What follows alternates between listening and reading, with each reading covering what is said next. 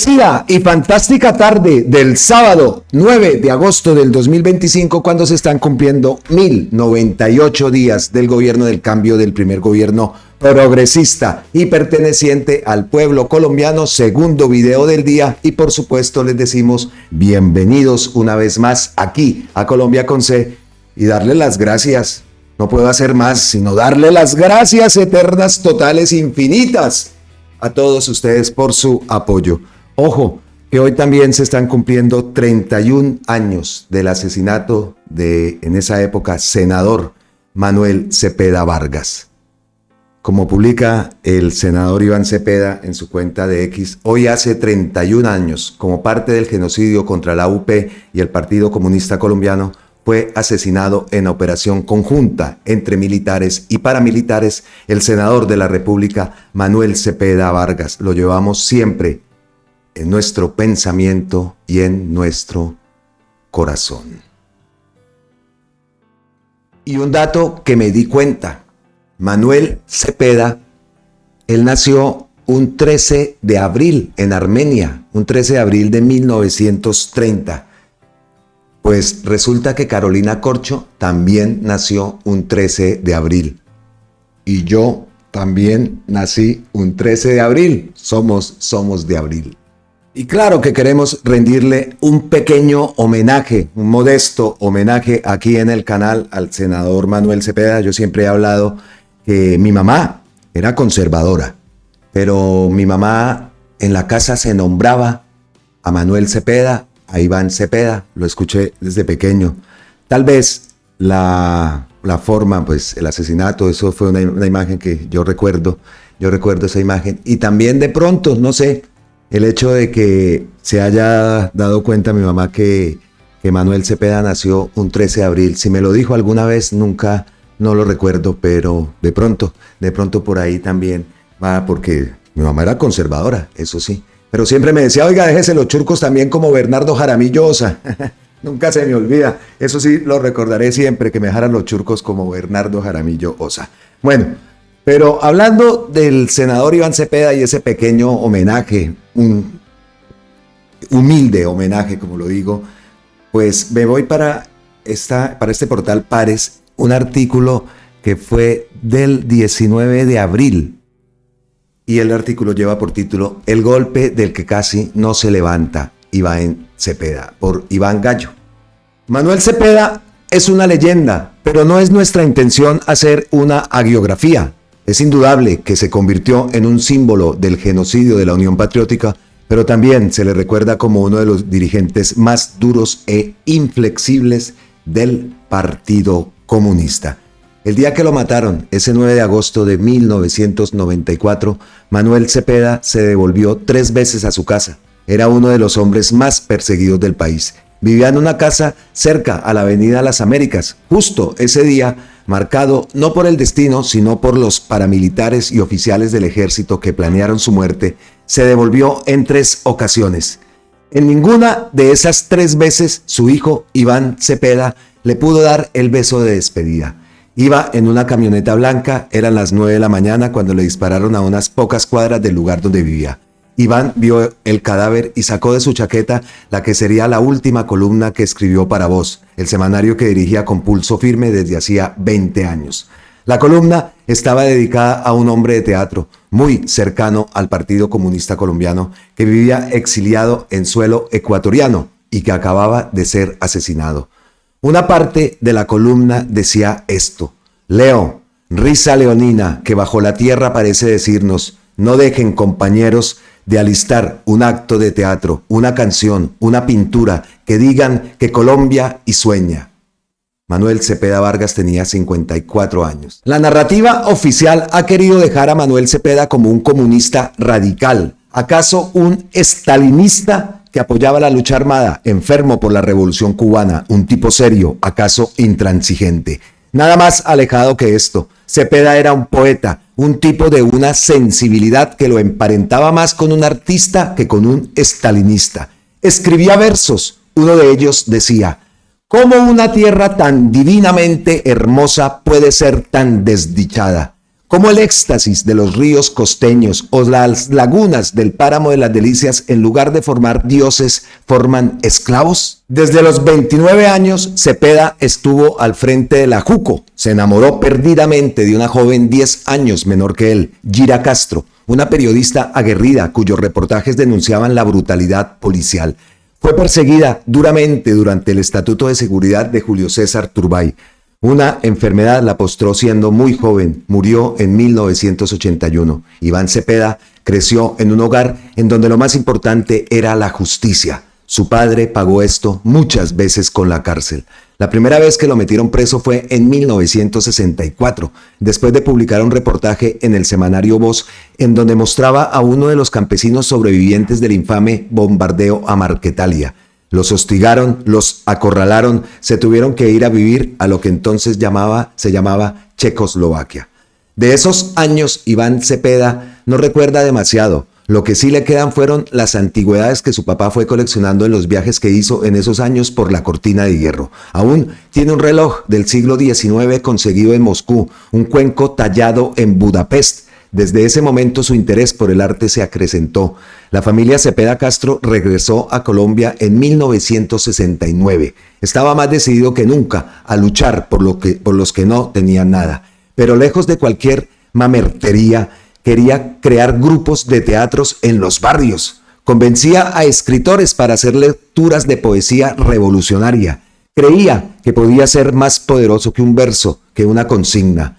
Un joven que lo conoció en los años 70 le dijo al periodista Stephen Dudley: nos enseñó que el artista debe estar comprometido con la gente. Nos enseñó que hay que ser revolucionarios honestos. La revolución comienza con nosotros, decía. En una intervención realizada el 9 de octubre de 1993, Manuel Cepeda demostró que no le tenía miedo a la muerte. Hay una serie de altos mandos poderosos: el general Emilio Gilberto Bermúdez, el comandante de las fuerzas militares, y el general Harold Bedoya, el comandante de la segunda división, el comandante de la 9ª brigada, el coronel Rodolfo Herrera Luna, al mando de potentes destacamentos militares que se oponen al curso de las negociaciones y que se destacan por su anticomunismo profesional.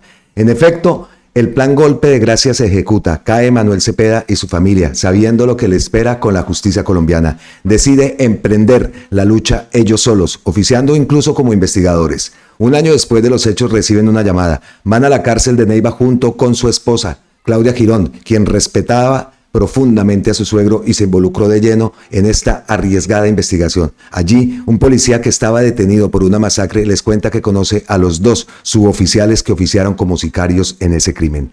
Se trataba de Hernando Medina Camacho y Justo Gil Zúñiga Labrador. Unas semanas después de los hechos, los asesinos estaban borrachos en un bar de Neiva y comenzaron a alardear del asesinato de Manuel Cepeda.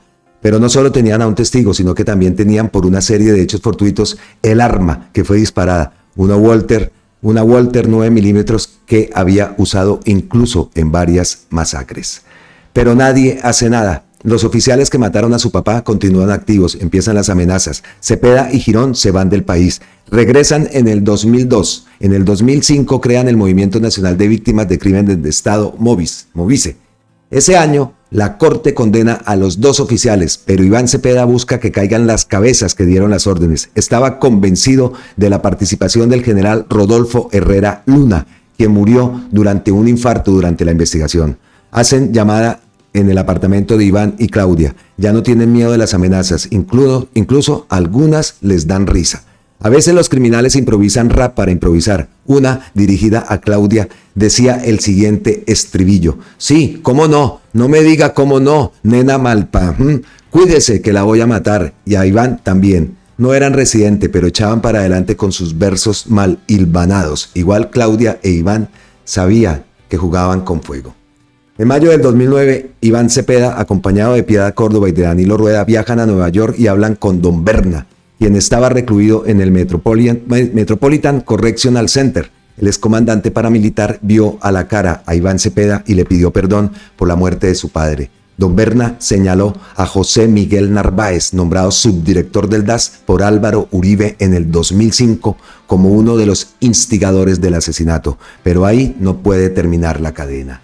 Cepeda reunió suficientes pruebas como para que la Corte Interamericana de Derechos Humanos condenara al Estado colombiano por acción y omisión del derecho a la vida de Manuel Cepeda Vargas. El 9 de agosto del 2011, acompañado por su hermana María y su esposa Claudia Girón y del colectivo de abogados José Alvear, quienes lo acompañaron fielmente y sin esperar nada a cambio en este proceso, recibía la expresión de perdón por parte del entonces presidente Juan Manuel Santos en el Capitolio Nacional.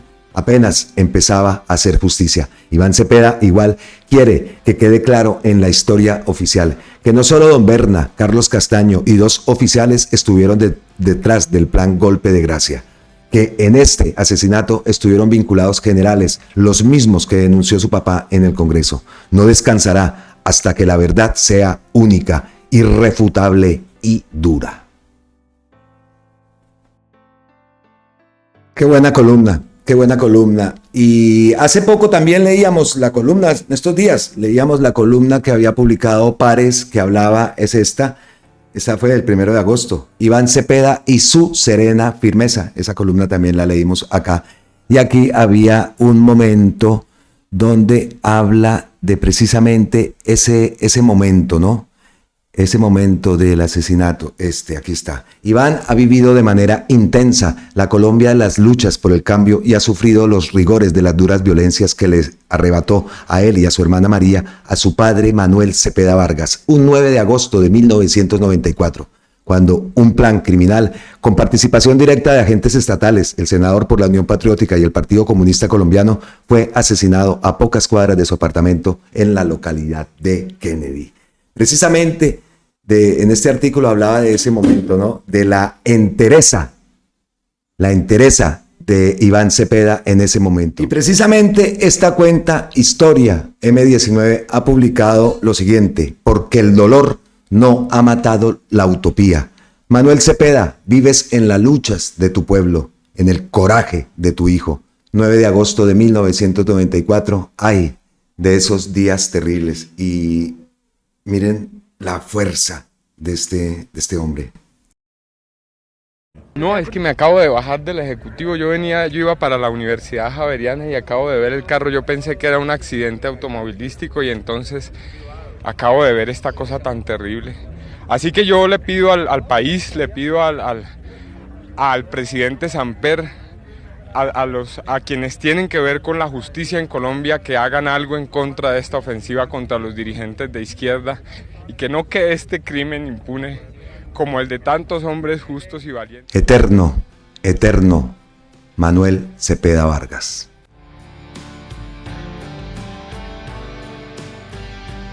Y después de ese sencillo, humilde, pero muy sentido homenaje que le quisimos hacer al entonces senador, a Manuel Cepeda Vargas, pues vamos continuando con las noticias y ya lo saben ustedes, nos gusta la relación con el video anterior. También los invito a que lo vean para que tenga la relación con este. Bueno, primer tema, entonces, por supuesto, Perú.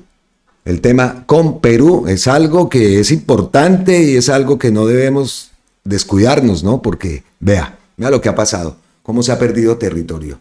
Una última noticia, lo último que se ha sabido en torno a esto y que ha publicado Radio Nacional de Colombia es lo siguiente: Colombia y Perú dialogarán en Lima por la disputa de la isla Santa Rosa en el Amazonas. El 11 y 12 de septiembre, delegaciones de ambos países se reunirán para buscar una salida diplomática a la controversia por la soberanía de la isla. En Leticia y Santa Rosa, los habitantes destacan la economía fluvial y la convivencia como ejes para la paz de la frontera. Colombia y Perú sostendrán los días 11 y 12 de septiembre en Lima una reunión de la Comisión de Inspección de la Frontera Colombo-Peruana con el objetivo de tratar la disputa por la soberanía de la isla de Santa Rosa, ubicada en el río Amazonas frente al municipio colombiano de Leticia. En esta región, la vida gira alrededor del río más caudaloso del mundo. Desde el muelle principal de Leticia, Michael Triana Morales, carguero de pescado y plátano, describe el día a día que une las comunidades. Gracias a Dios, todos los días nos dedicamos a cargar platanitos, pescado, a abastecer el puerto y la plaza de mercado de Leticia con productos de la región: papaya, yuca, plátano. todo lo que el río nos permite traer. Cruzando el río, en la isla Santa Rosa, territorio en disputa, el transportador peruano José Chazoy resalta el vínculo que existe entre los ambos lados de la frontera. Acá hay amor, hay confraternidad, está la gastronomía, están los paisanos, los parces, los charapas, como lo llamamos nosotros. Vivimos en armonía y creo que ese es el mensaje para las autoridades. Para Consuelo Ramírez, quien vive en la isla y comparte su vida con un colombiano, el río es un motor de unidad y sustento. Esta es la tierra prometida, la Amazonía es vida, el río Amazonas es para todos, no solo para quienes vivimos en la selva, sino para todo el mundo. Las comunidades esperan que el encuentro en Lima abra camino a un acuerdo que respete la soberanía, pero que también mantenga la integración social y económica que caracteriza a esa triple frontera. Muy importante este artículo que ha publicado Radio Nacional de Colombia. Saben que me encanta traer a estos medios. Y acá vemos, me fui a Google Earth, porque el ejercicio que hicimos en el video anterior, pues me vine precisamente, y aquí lo tengo, estamos en esa zona, ¿no? Miren, lo que publica y lo que ven acá, la frontera como la publica Google, ¿no? Que era esta línea que estaban hablando y que hablamos en el video anterior, cuando esa no es la verdadera frontera. Así lo están viendo ustedes, ¿no? Y ahí vemos, aquí está Leticia, aquí está Santa Rosa de Yavari. Esa es, y vea, por acá nos metemos y nos muestra fotos. Bienvenidos a la República del Perú. Vean las imágenes. Todo esto es tomado de Google Earth. Vean, artesanías incluso. Pues me puse entonces en el ejercicio de ver lo de la frontera que estaba publicando Google y que la frontera real era otra. Ese ejercicio también lo vimos en el video anterior. Traigo también a Andrés Pachón. Andrés publica un video donde dice: Leticia está a punto de perder el río Amazonas. Es que eso es lo verdaderamente grave que ocurre en esto, porque aquí viendo, a ver, volvamos a hacerla, donde vemos acá Leticia. Miren, o sea, vámonos a retroceder para cuadrar el mapa, ¿cierto?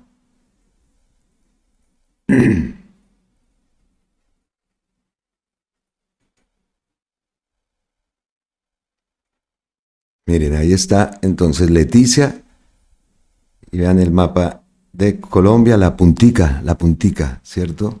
Vea, tan, y aquí es donde está.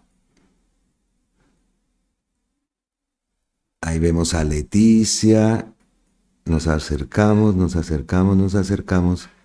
y aquí está el punto. La colita del mapa de Colombia. Bueno, vamos entonces a escuchar a Andrés Pachón, que dice lo siguiente. Lo más preocupante de Leticia Amazonas no es perder una isla, es quedarse sin río. Desde 2007, profesores de la Universidad Nacional y la Armada han venido adelantando estudios que demuestran que en 2030 Leticia se puede quedar sin acceso al río más largo y caudaloso del mundo. El río está vivo y va modificando su cauce. Hoy, el 80% del caudal pasa por el brazo peruano. La mayor parte de los sedimentos se están quedando en el brazo colombiano. En 2024, durante 3 meses, el 90% del río frente a Leticia se secó. Que Leticia se quede sin río afectaría la economía, el turismo, el transporte, el comercio, la soberanía alimentaria y toda su cultura y forma de vida. Los leticianos son anfibios, pues tienen una relación profunda con el río y todos sus sistemas hídricos. Para evitar quedarnos sin río Amazonas, se tienen que hacer obras de dragado e ingeniería y ningún gobierno se ha puesto en esta tarea urgente. Ningún gobierno ha hecho esto, ese dragado que se dice, ni siquiera este gobierno. Entonces ahí también, pues hay que ponerse manos a la obra, ¿no? Si esto que dice Javier es verdad, hay que ponerse manos a la obra. Por eso me gusta el talante de Gustavo Petro. Javier más adelante en el video termina diciendo que las actitudes guerreristas del gobierno, por ningún lado ha dicho Gustavo Petro de guerra. Por ningún lado. Lo que sí se critica, esa acción que no se ha hecho, pues bien hecho. Pero por el otro lado dice que la acción guerrerista, y publica ahí, tan sale Quintero. Yo lo dije acá, a mí no me gustó para nada esa llamada, no, yo me voy a la guerra, no, lo que hay que solucionar es por las vías diplomáticas, acabamos de leerlo, en eso no estoy de acuerdo con Javier, porque no puede decir que el gobierno, porque primero que todo Daniel Quintero no es del gobierno, no, eso hay que dejarlo claro, y si lo dice, ahora está en la consulta del pacto, pero si lo dice es bajo su responsabilidad, eso no es la responsabilidad del gobierno. Y si Javier de pronto hubiera escuchado un poco más las intervenciones, que no estoy diciendo que lo que él diga no es verdad, por supuesto, son conocedores. Y habla también de que se utiliza Leticia en momentos de elecciones y tal. Manos a la obra, vea el respaldo que tiene el gobierno allá, pues a solucionar también ese problema. Pero de aquí a decir que el gobierno es el que está con esa actitud guerrerista, diciendo porque Daniel Quintero publicó un post que él se iba a la guerra y que no sé qué por Perú, pues esa parte sí no la comparto con Javier. Ponemos la parte que nos explica y nos da a conocer qué es lo que puede pasar, y en eso, por supuesto, lo tomamos como referencia lo que dice y lo que nos muestra en el video. Vamos a ver qué pasa, y lo importante es que se haga algo. Visto que ninguno hizo nada, pues entonces vamos a demostrar que sí se hace y que aparte se da esa solución que habla Javier, ¿no? Que se debe hacer ese dragado, y porque el río al frente se le está secando y no se ha hecho absolutamente nada. Entonces ahora es el momento entonces de ir por las vías diplomáticas, ver ese respaldo que se le dio al presidente allá en Leticia y actuar. ¿Actuar por qué? Porque vea que incluso la misma gente de la frontera, lo leímos en ese artículo, viven. Entonces ahora se solucionan las cosas, pero no pueden acabar con lo que ocurre allá. Igual pasa en Venezuela. Yo les he contado el testimonio de la gente allá. ¿Cómo así que van a cerrar la frontera? Se pusieron aquí, no nos importa Petro, no nos importa el que sea. No queremos que nos cierren la frontera.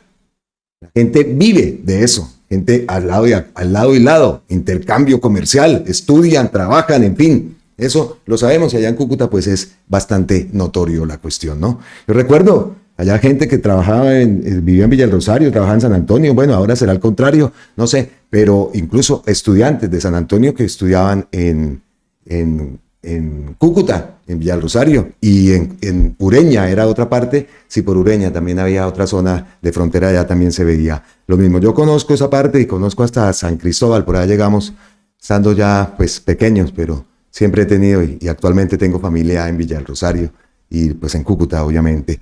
Así que lo importante es eso. RTBC Noticias publica este artículo: Amazonas sedimentación amenaza el puerto de Leticia y Colombia podría quedarse sin acceso al río. Lo acaba de decir Javier. La reducción del caudal en el lado colombiano y la formación de nuevas islas ponen en riesgo el acceso fluvial de Leticia, mientras el presidente Gustavo Petro defiende la soberanía nacional y cuestiona acciones unilaterales del gobierno peruano. Esto es de RTBC, como lo decimos. Más allá de la tensión limítrofe, la amenaza tiene un origen ambiental que científicos advierten desde hace años. La sedimentación progresiva en las inmediaciones de Leticia, que reproduce la proporción del caudal colombiano y provoca la aparición de barras de arena, playas y nuevas islas. Estudios recientes de la Universidad Nacional revelan que el flujo por el lado colombiano pasó del 30% en 1993 al 19.5% en el 2025, mientras la costa peruana se erosiona. De no intervenirse, la Armada proyecta que en 2030 la ciudad solo tendría acceso al río durante la temporada de lluvias. Ya, más que el problema, ese es el real problema. Cuestión de soberanía, por supuesto, pero vea. Lo escuchamos con Javier y ahora lo vemos y lo leemos en este artículo. El mandatario ha vinculado directamente esta problemática con la decisión peruana de crear el distrito de Santa Rosa de Loreto, medida que considera una acción unilateral con implicaciones directas sobre el puerto colombiano. Esa acción unilateral puede hacer desaparecer a Leticia como puerto amazónico, advirtió en su visita a la región. Ese es el gran problema. Nosotros no queremos separarnos del principal río de la Amazonía, el más grande de América, que tiene vida en sí mismo, conecta con el Atlántico y recorre territorio peruano, colombiano, ecuatoriano y brasileño. Sería una pérdida estratégica para Colombia. Listo. Por un lado, arreglar los problemas por la vía diplomática, que es lo que queremos, nada de guerras, nada de eso, y menos con unos hermanos peruanos, y en estos momentos bastante tenemos con Colombia. Así que esas declaraciones de Daniel Quintero las rechazamos plenamente. Y ojo, lo que hay que hacer, porque nos llega el 2030 y listo, papá. La ciudad, Leticia, solamente tendría acceso al río, como lo estamos y lo leímos acá, durante la temporada de lluvias. Eso es lo importante, y rescatamos las palabras de Javier, un conocedor de la materia. Ahí tenía también en su cuenta, tenía Salvemos a Gorgona. A ver, Andrés, abogado de acciones públicas, litigio estratégico, ambiente, derechos de producción, desarrollo, Colombia y Bogotá. Es que Javier, no, Andrés, hágame el favor. Andrés fue el que hizo ese video y, como les digo, lo tomamos de referencia, pero hasta ahí. Ya cuando metió que Quintero eso sí ya no le vamos a dar visibilidad. Bueno, continuamos entonces. Gustavo Petro, y se ha conocido desde hace, pues lo vemos y se sabe, ¿no? Todo el territorio que ha perdido Colombia. Pues Gustavo Petro ha posteado, y ahí la vieron ustedes, esa imagen en la miniatura. Así eran las fronteras de nuestro país cuando lamentablemente se disolvió la Gran Colombia. Juzguen la falta de patriotismo de la oligarquía que dejó perder buena parte de nuestro territorio. En los gobiernos de Uribe, Santos y Duque ya se venía perdiendo el mar territorial. Y aquí vemos este mapita, ahí lo están viendo ustedes. Venga, la ampliamos un poco para que se vea con mayor claridad. Yo también incluso lo puse ahí en la miniatura. A ver. Véalo, aquí está. No, tratados vigentes, Panamá, Nicaragua, todo esto se ha perdido. De milagro no nos quitaron las islas. Aquí también, Ecuador, Perú, Brasil, vea o sea, el mapa sería todo popocho.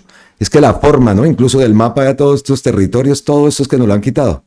Esa forma era popocho. Y miren aquí también, Venezuela, otro pedacito. Aquí por arriba por La Guajira, otro pedacito. Listo, vea. Todo lo que ha perdido Colombia. Esta imagen está siendo viral y me puse a buscar el artículo, y es un artículo por allá del año 2012. Este artículo del Espectador. El país sin su mitad.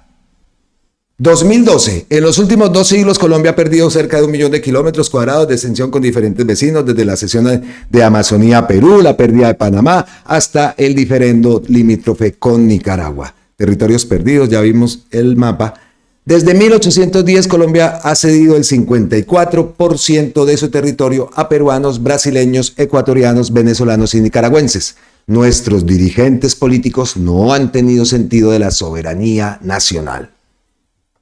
Artículo desde el 2012.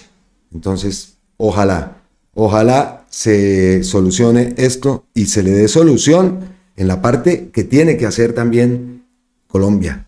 Ese dragado y esos temas ya geoambientales que por allá utilizan, pero se tiene que tener una respuesta tanto diplomática como ejecutar las obras que se necesitan y darle esa alegría y esa esperanza a Leticia y por supuesto a la región y a Colombia. No podemos llegar a perder hasta ese punto tan creídos que somos, que tenemos parte del río Amazonas, que el mar Caribe, que el océano y esto, y ahora nos van a quitar entonces el río Amazonas. No se puede. Y también irresponsabilidad de todos los gobiernos diplomáticamente y al no ejecutar las obras. Hablamos del abandono, ¿no?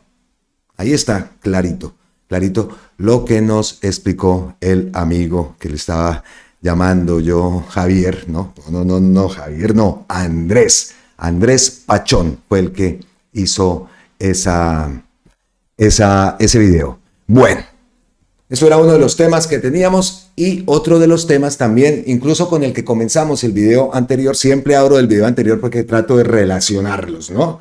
Entonces, el inicio del video anterior se dio ante las arengas de reelección, precisamente en Leticia, la gente pidiendo reelección.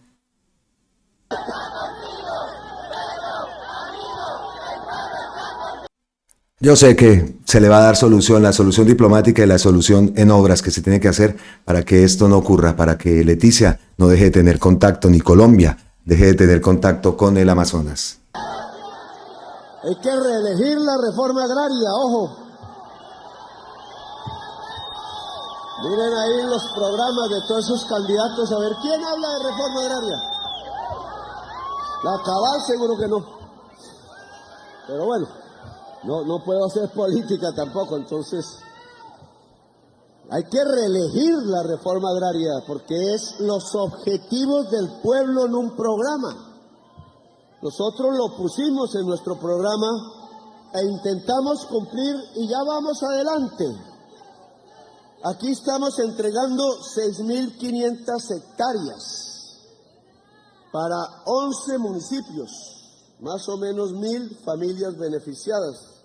Entonces escuchamos las palabras de Gustavo Petro, ¿no? Proyectos. Tenemos que reelegir proyectos y de eso se trata, de darle visibilidad a los precandidatos cuáles son sus proyectos. Y precisamente entonces buscando eso que me pongo ya a ver qué han publicado, pues ha publicado Gustavo Bolívar, ha publicado Carolina Corcho, ha publicado María José Pizarro. Esto no es publicidad política pagada ni estamos aquí imponiendo a nadie.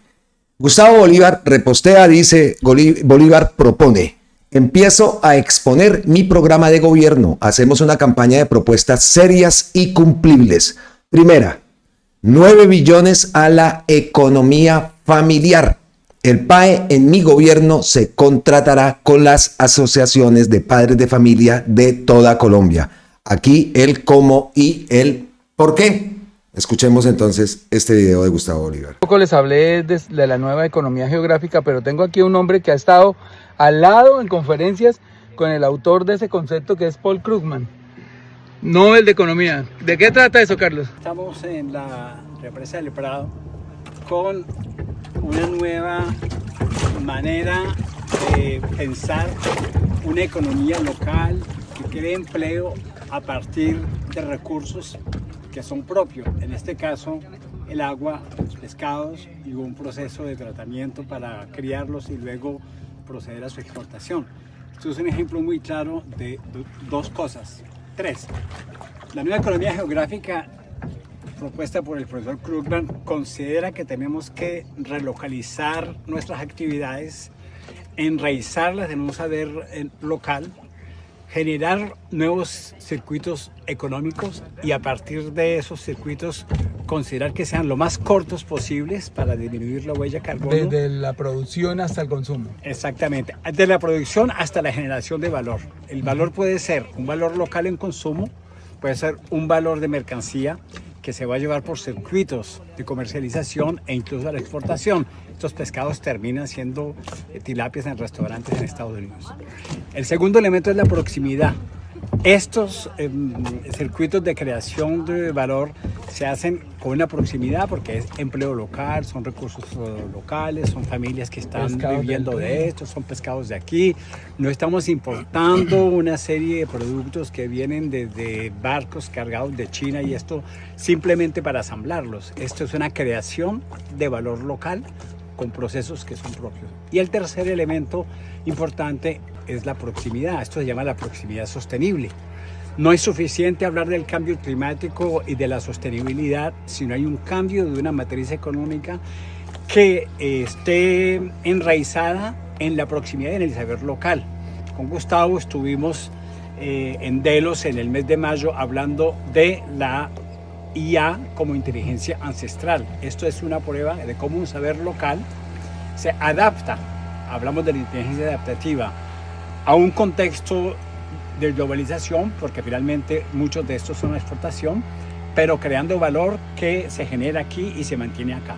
En un proceso de cambio como el que vive Colombia, lo que propone Gustavo Bolívar efectivamente es el de prestarle atención a todos estos procesos locales.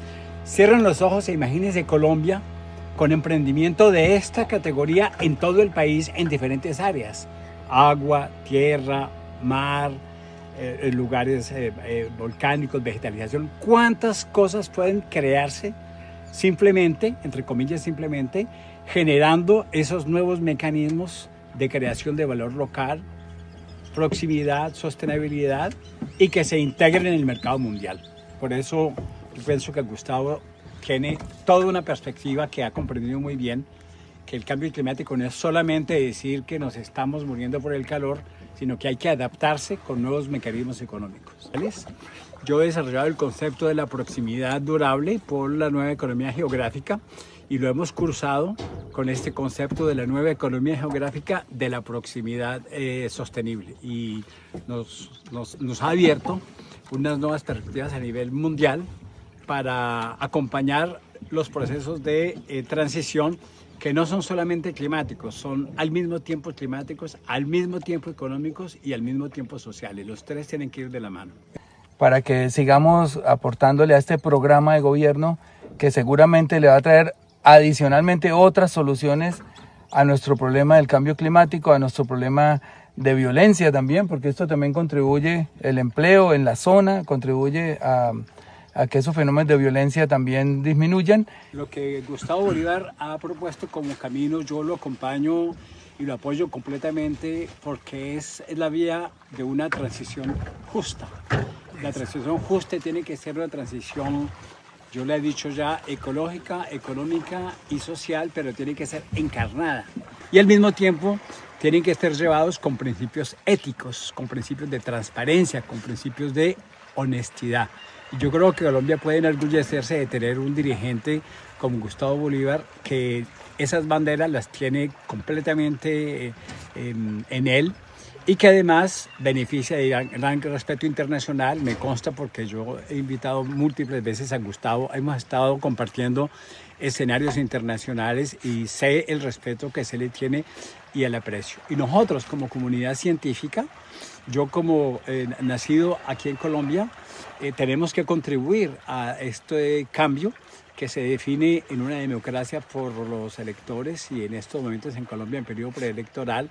Como científico manifiesto que la visión de Gustavo es la mejor visión para el país porque al mismo tiempo escucha al país, escucha a los científicos y hace propuestas que obedecen realmente a la compaginación de los desafíos con el contexto internacional y van muy de la mano y por eso Gustavo sabe que cuenta con mi total y restricto apoyo. Gracias, Carlos. Bueno, esto era un ejemplo de economía geográfica. Hace poco les conté de otro increíble que lo descubrimos durante la campaña a la alcaldía de Bogotá, que para muchos dicen que es algún fracaso, pero es un acumulado y miren lo que aprendí ahí y le va a cambiar la vida a por lo menos 9 millones de colombianos. Un viaje que hice a la región de Sumapaz, a la localidad de Sumapaz, pues encontré que venía un camión desde Bogotá 4 horas y 4 de regreso, o sea, una huella de carbono de 8 horas de un camión refrigerado para llevar alimentos a una zona donde producen esos alimentos. Entonces yo me le acerco al señor y le pregunto, ¿de dónde viene? De Bogotá. ¿Cuántas horas? 4, o sea, 8 ida y regreso. Una huella de carbono de 8 horas diarias por 365 días. Y le digo, ¿y qué trae? Entonces me dice, traigo queso, traigo huevos, le digo, pero ¿cómo va a traer de Bogotá 8 horas hasta acá huevos y queso si eso es lo que produce esta región? Entonces yo que estoy proponiéndole a Colombia, el PAE, la alimentación escolar, que cuesta 9 billones de pesos, imaginen la cantidad, que ya enriqueció a muchos contratistas, ya están ricos, enriquezcamos con esa plata a nuestra gente y démosle racionalización también al uso de las energías. ¿Por qué? Porque si nosotros le decimos a los padres de familias de 50.000 colegios y escuelas que hay más aproximadamente en Colombia, produzcan ustedes el PAE, la alimentación escolar de sus hijos y le ponemos la plata, así como la ponemos a los contratistas, se la damos a los papás de los niños, ganamos por 3 vías. Primero, la economía geográfica, utilización y optimización de los recursos in situ para también aportar a que no haya tanta huella de carbono. Segundo, empleo local. Tercero, los papás no le roban la plata a los hijos y no le van a dar comida de mala calidad como está pasando en muchos lugares del país, donde ya ustedes saben por denuncias, se ha visto que hasta carne de caballo le meten a la comida de los niños, bananos podridos, etc. Entonces vamos a hacer eso. Eso es una primera propuesta muy importante que surge de esa experiencia que uno va teniendo en esos acumulados y es producir la comida de los niños en el lugar donde las asociaciones de padres de familia van a contratar con el gobierno ese PAE, ese plan de alimentación escolar, y les vamos a poner en los bolsillos a la gente más pobre de este país 9 billones de pesos. ¿Cómo lo ve, Carlitos? Eso es no solamente indispensable, tiene que ser una línea de conducta a nivel nacional. Yo estaba con Gustavo Bolívar en Sumapaz. Y con otro producto. Esto, efectivamente, y estamos hablando simplemente de necesidades básicas, creación de valor local, creación de empleo e igualmente el orgullo de aquellos que viven allí y que van a estar produciendo para la gente de su propio entorno. Y esto hay que generalizarlo y tenemos que buscar múltiples alternativas de cosas que se pueden hacer en toda parte. Nosotros en París, por ejemplo, yo le decía a Gustavo en ese momento, las escuelas de París, las escuelas de niños, ahora tienen comida que provienen toda de esos circuitos cortos. Por algo, quienes han impulsado estos conceptos hoy son Nobel de Economía. En el caso de Carlitos es un hombre, yo lo he acompañado a recoger premios por todo el mundo. Hace poco estuvimos en Portugal. Es porque el mundo reconoce en ellos personas que están cambiando la manera de vivir y que están haciendo una transición entre la inteligencia ancestral, la IA, la inteligencia adaptativa, dice Carlos, y la inteligencia artificial. Hoy estuvimos aquí visitando estos cultivos de peces, una, ya podemos llamarlo mediana empresa, donde se producen toneladas de pescado para el consumo interno y para el consumo de incluso mercados como el de Estados Unidos, que es tan exigente. Bueno, ahí les sigo hablando, gracias. Bueno, muy interesante la propuesta de Gustavo Bolívar. Toda esa propuesta también la habíamos escuchado en la campaña de Gustavo Petro, ¿no? Pero como siempre, las mafias y todo ese billete, eso tiene detrás una mafia.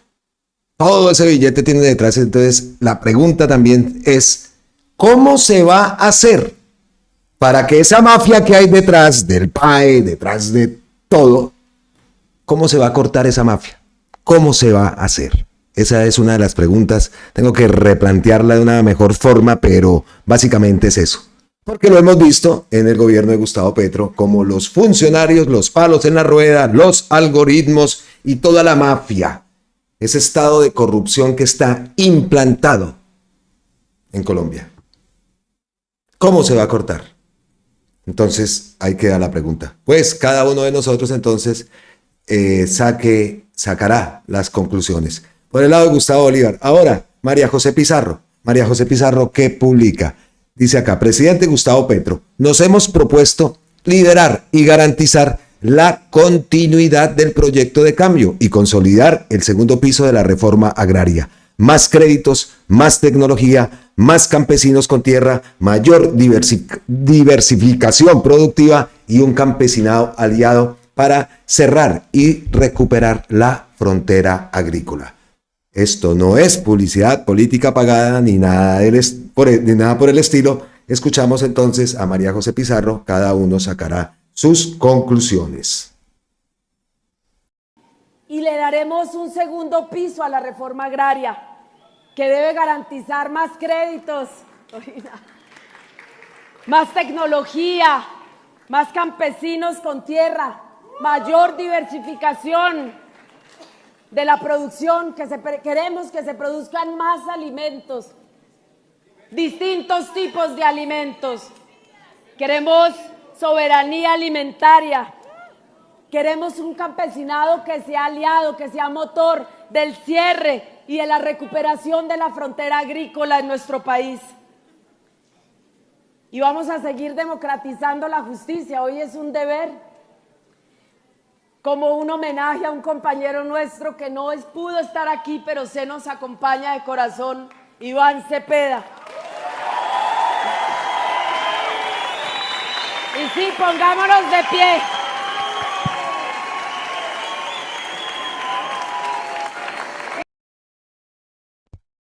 Vea, un homenaje también a Iván Cepeda. Repito, esto no es publicidad política pagada, ni que por qué le di 10 minutos a Gustavo Bolívar y a María José solo 1 minuto, porque pues, eso es lo que voy organizando de acuerdo a lo que ellos publican en la distancia. Dios me permita estar en Colombia para poder hablar, no sé, enterarme, sentir todo lo que ellos están proponiendo, sus sedes de campañas, visitarlas, en fin. Hay mucho por hacer. Diosito lindo, en tus manos estamos, como dicen, ¿no? Entonces, María José Pizarro dice eso, dice también que el reto no es solo ganar la consulta de octubre, esa no es mi disputa. Nuestro objetivo es ganar las elecciones de 2026 y darle una segunda oportunidad al progresismo. No se trata de vanagloria ni de ambiciones personales, se trata de la continuidad del cambio. Les invito a que caminemos juntos hacia esa meta. Escuchemos aquí. Creo que esto fue en Popa. Por delante no es ganar la consulta, Mi disputa en este momento no es por ganar la consulta del 26 de octubre. Esa no es la meta. Y no nos podemos equivocar. Y quienes estén pensando que la consulta es para ganarla solamente y no para ganar las elecciones en el 2026 y darle una segunda oportunidad de triunfo a este proyecto político, se están equivocando. Están equivocados. Y entre todas nosotros y nosotros tenemos que tener esa mirada clara, absolutamente clara, profunda, atinada. Si hay algún compañero o compañera que no supera, tenemos que saber tomar las decisiones a tiempo, porque se trata de que este proyecto pueda sobrevivir y no de vanagloriarse personalmente ni de ambiciones individuales. De eso no se trata y en eso no estoy yo.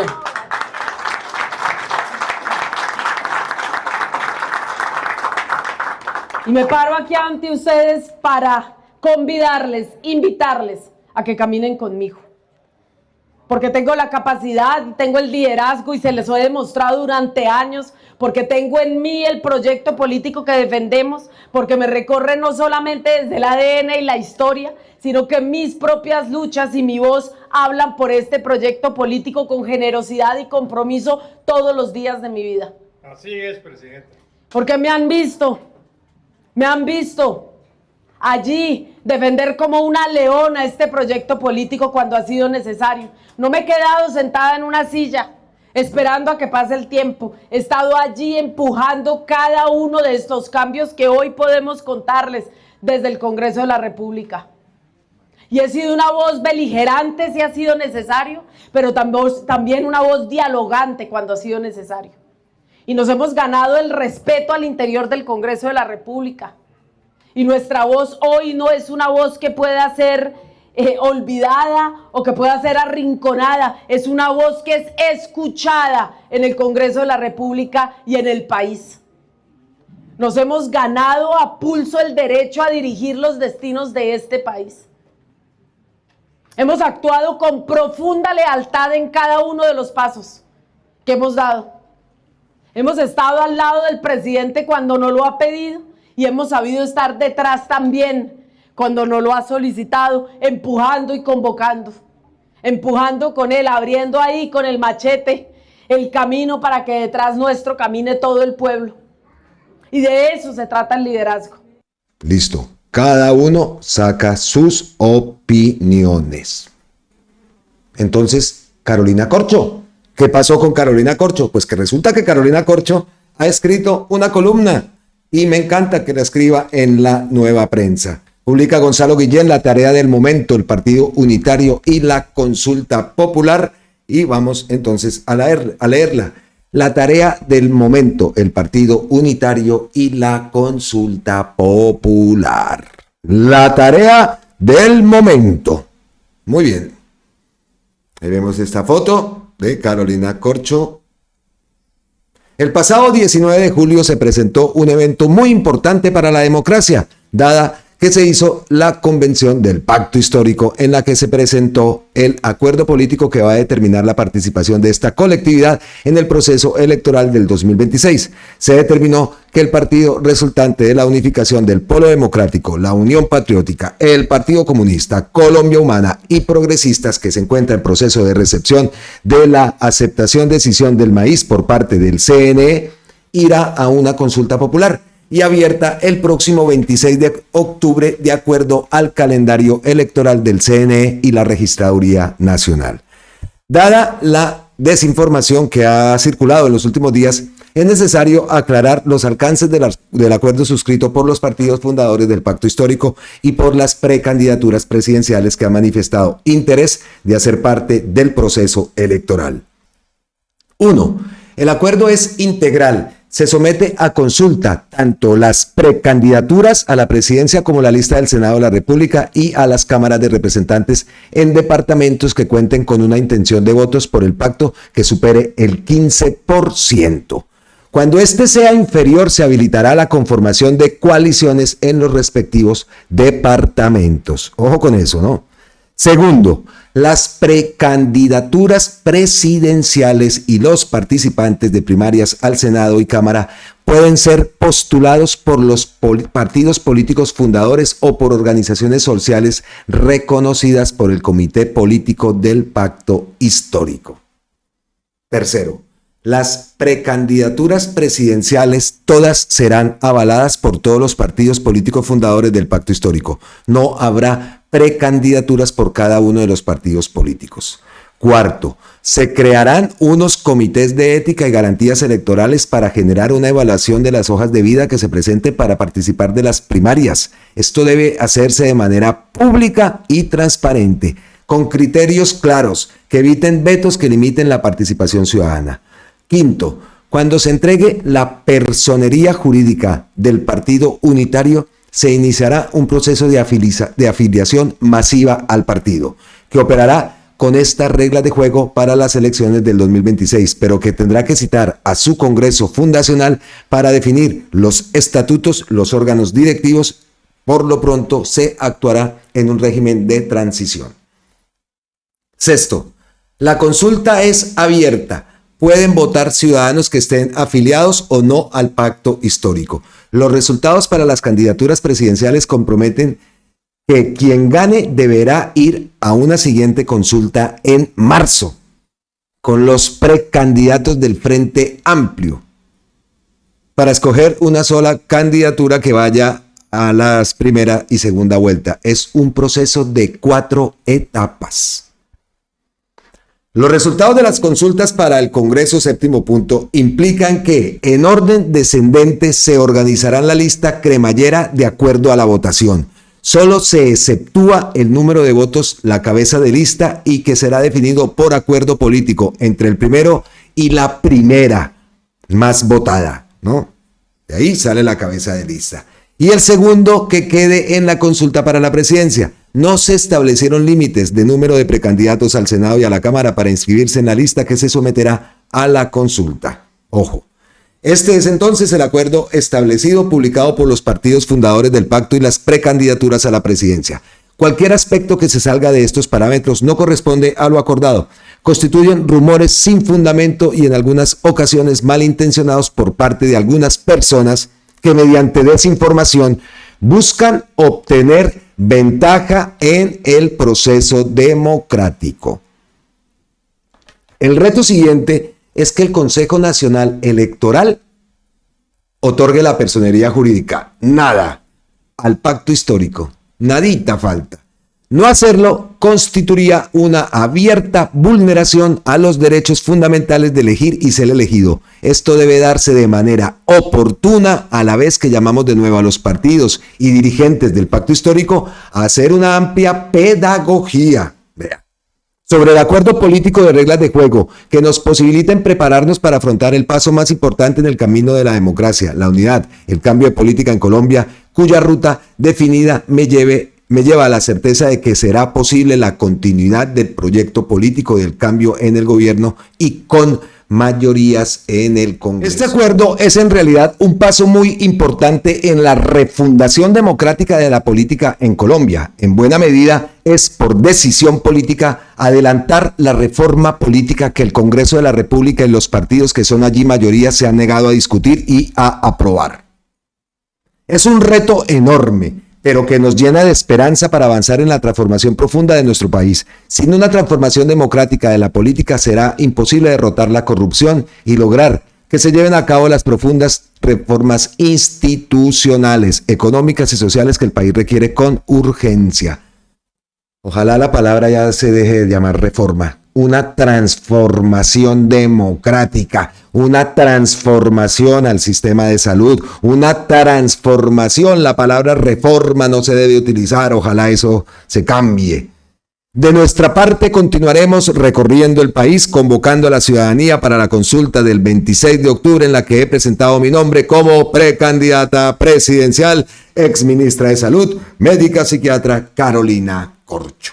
Eso es lo que ha publicado Carolina en la Nueva Prensa y por supuesto pues queremos compartirlo acá. Entonces ahí hemos dado espacio, ¿no?, a 3 precandidaturas y pues estaremos atentos a qué más se publica. Lo que queremos es conocer, ¿no? Conocer todo ese plan y ese programa de gobierno. Bueno, pues así vamos llegando entonces a las ñapitas. Las ñapitas aquí en Colombia con C, pues traigo de ñapita algo que también de los temas que hemos tocado, y aquí lo tengo todavía de días anteriores, pues el tema del paro ya se levantó, pero nos quedamos preocupados de cómo se va a socializar eso allá, ¿no?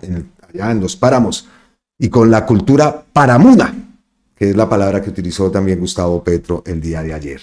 Pues respecto a esto, Carlos Amaya ha publicado, ya tenemos en Tunja a la ministra de Agricultura, esto lo publicó hace poco, y a la ministra de Agricultura, Marta Carvajalino, para la firma de ese gran acuerdo al que llegamos con los campesinos de la Alta Ladera. En el video, vea quién más viene en camino. Entonces vamos a escuchar aquí qué publica Carlos Amaya. Bueno, ya tenemos aquí a la querida ministra de Agricultura, ya viene de un municipio de Cundinamarca y estamos muy felices de tenerla acá. Les cuento que la ministra de Medio Ambiente viene, en este momento está aterrizando en Bogotá, viene de Santa Marta. El señor director de Parques viene de Pereira también. El director Harman no puede porque está hospitalizado en Ibagué, pero viene su segundo al mando. Está también ya en camino, saliendo de Bogotá, la directora de la UPRA, el director del IGAC, el viceministro de Agricultura también. Y bueno, va a ser muy importante la presencia del gobierno y este es un logro importante. Como lo dije en el PMU, ministra, gracias. Nunca en la historia de Boyacá, tantos funcionarios, 70 atendiendo, escuchando, insistiendo. Si hubiésemos revisado lo que se dijo el primer día, era imposible llegar a un acuerdo.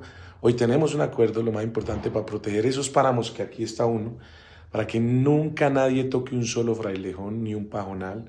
Y quién mejor que campesinos que lo cuiden y los preserven, y para que podamos evitar minería e hidrocarburos y que donde el agua misma está la cuidemos, como dicen los campesinos, primero Dios y después el agüita. Y bueno, un gran acuerdo al presidente, muchas gracias. Ministra, en el 2021 en el municipio de Paipa duró 61 días un paro y nunca vino ningún funcionario, ni alto funcionario, ni pequeño funcionario, nada.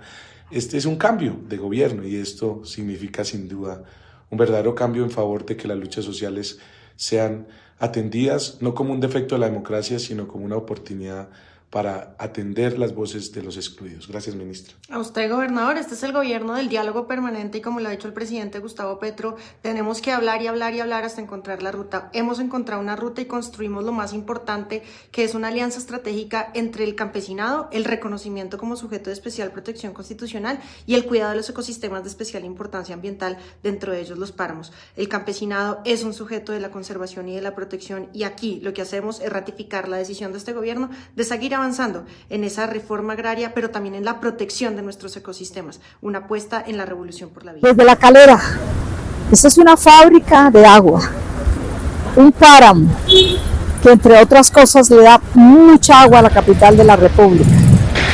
La ley de las delimitaciones de páramos es la 1930 del 2018, en su artículo 4.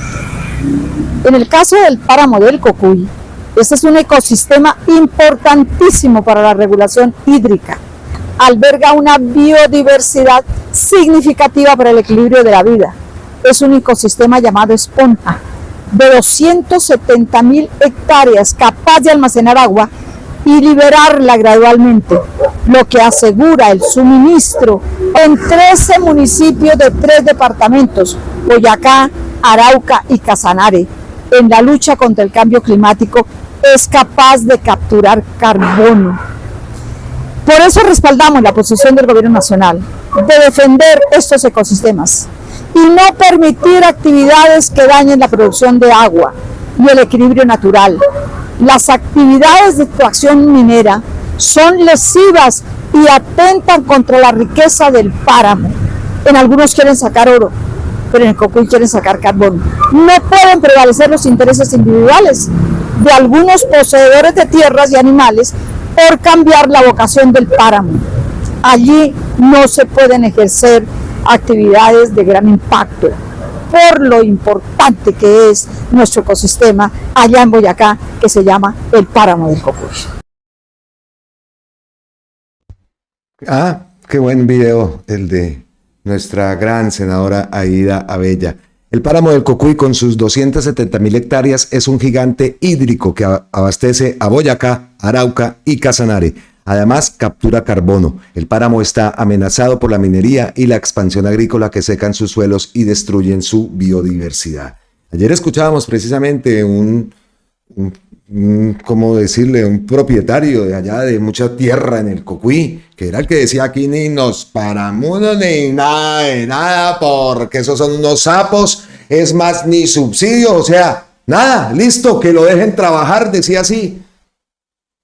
Sí, se deja trabajar, pero ojo, eso no puede ser. Y no puede ser, como dice la senadora Aída Abella, que unos pocos entonces van a tragarse pues el agua de Colombia. ¡Qué maravilla! Ojalá una imagen de estas aquí. Ese paisaje, esa agua, como nace el agua, eso no se ve en todo el mundo.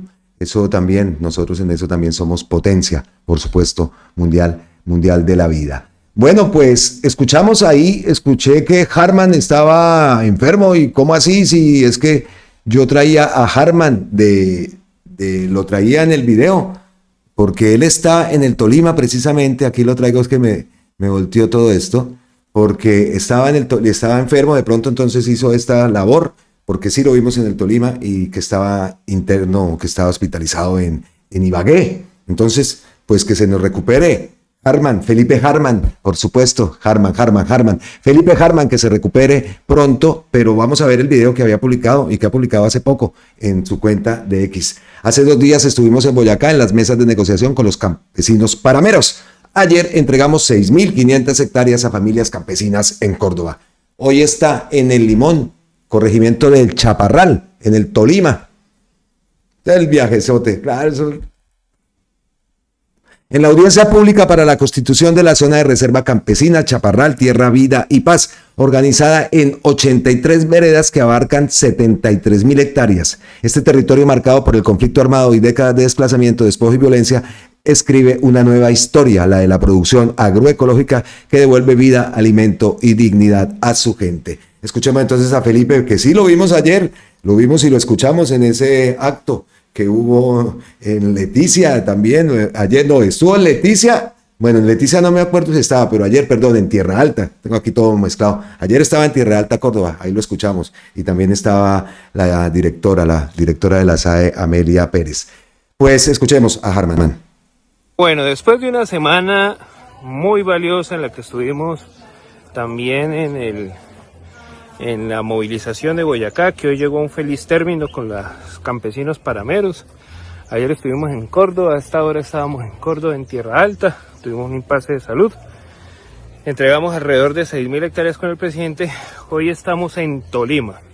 ¿En qué municipio estamos? Municipio de Chaparral, corregimiento del Limón, Tolima. Y aquí están los dos compañeros también de las organizaciones. Mi nombre es James Peralta Montiel, soy licenciado en ética. James Peralta Montiel, licenciado en ética y valores. ¿Y el compañero? Mi nombre es Ronald Levy Silva. Listo, don soy Ronald. ingeniero civil egresado de la Universidad Nacional, pero campesino de Yo cuna también campesino y radiqué acá otra vez. Bueno, resulta que el corregimiento de Limones en Chaparral tiene una historia maravillosa. Aquí se formaron las primeras ligas campesinas del país, los primeros movimientos campesinos se tejieron a lo largo de estos cañones. Estamos cerca del Cañón de las Hermosas. ¿Este cañón cómo es que se llama? Este de aquí se llama el Cañón de Irco, el de allá es el Cañón de la Marina y más allá está el Cañón de las Hermosas, al fondo. Ah, bueno, fíjense ustedes aquí estos cañones, aquí la gente resistió las dinámicas del conflicto, aguantó, soportó. ¿Y hoy qué produce aquí el corregimiento de Limón? Produce en primer lugar café, segundo cacao, caña de azúcar, panela artesanal sin químicos, de buena calidad. Producimos también, hay minería como oro que minean en las quebraditas. También tenemos la apicultura, la abeja, producen mucha miel de alta calidad. Estamos en el primer lugar de las mieles de aquí del Tolima. Y como tienen tanta producción campesina, pasaron una solicitud para constituir todo este cañón en una gran zona de reserva campesina. La zona de reserva campesina de Chaparral. Hoy estamos haciendo la audiencia. La idea es que la materialicemos este año, que quede declarado esto como zona de reserva campesina. Vimos unas instalaciones del corregimiento, que la idea es que se quede y se instale ahí una casa campesina.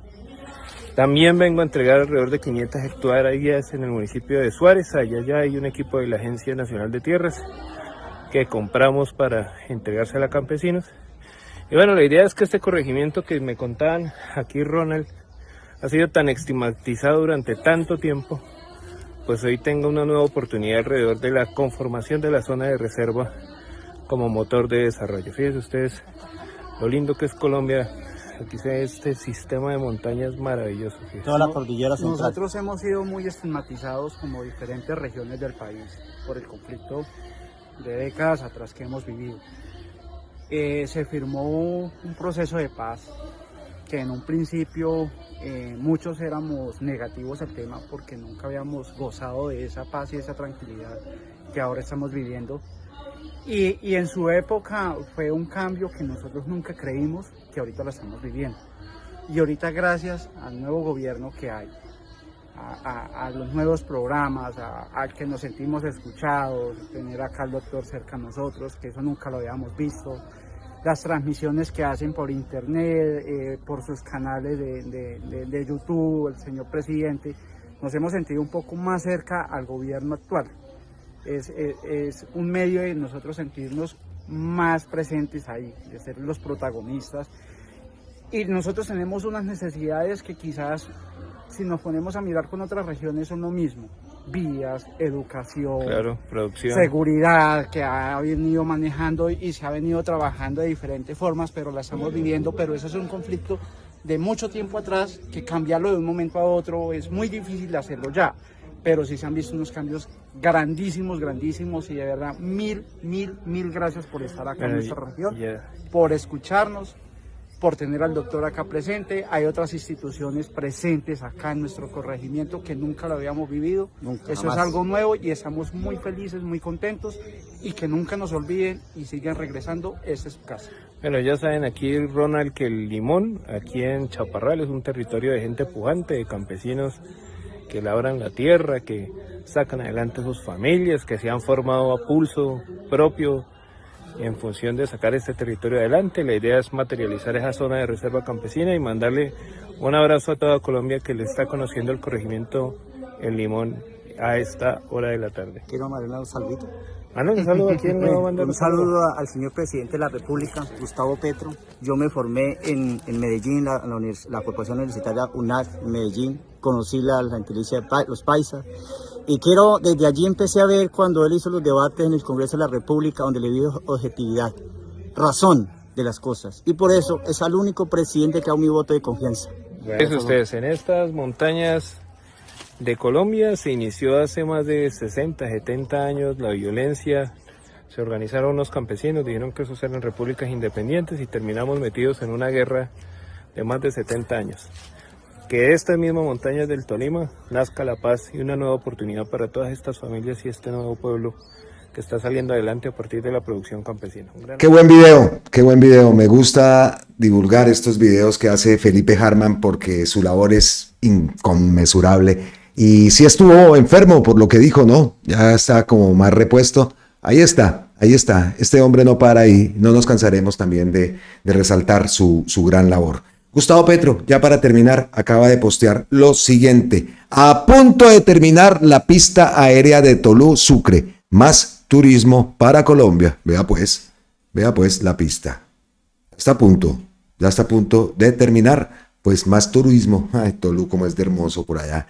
Hágame el bendito favor. Qué bien. Y cerramos entonces este video con una noticia de última hora también que ha publicado Noticias F. El senador colombiano Miguel Uribe Turbay sufrió una hemorragia en el sistema nervioso y su condición de salud es crítica. Esa noticia también la traíamos y ya la había leído hace ya varios, antes de empezar a grabar el video, pues cerramos entonces con esa noticia. Pues esperemos que se recupere. A pesar de las múltiples hipótesis de toda esa desinformación, cada uno de nosotros podrá tener también su opinión. En este caso, nosotros lo que decimos es que la salud de una persona, de un padre de familia, pues que se recupere. No podemos decir lo contrario. Llegamos entonces, como lo digo, así al final de este contenido. Ya revisé la cuenta de Gustavo Petro, ya mostré lo de la pista de Tolú, que ya está casi lista, más turismo para Colombia. Entonces nos vemos en la próxima. Abrazo tototototes ancestrales de la distancia. Como siempre, millones de gracias eternas, totales, infinitas a todos ustedes. ¡Qué apoyo! Muchas gracias. Nos vemos en la próxima. Feliz fin de semana, feliz resto de sábado. Recuerden, nos vemos aquí en Colombia con C de cambio, con C de campesinos, con C de Colombia. Carajo. Chao.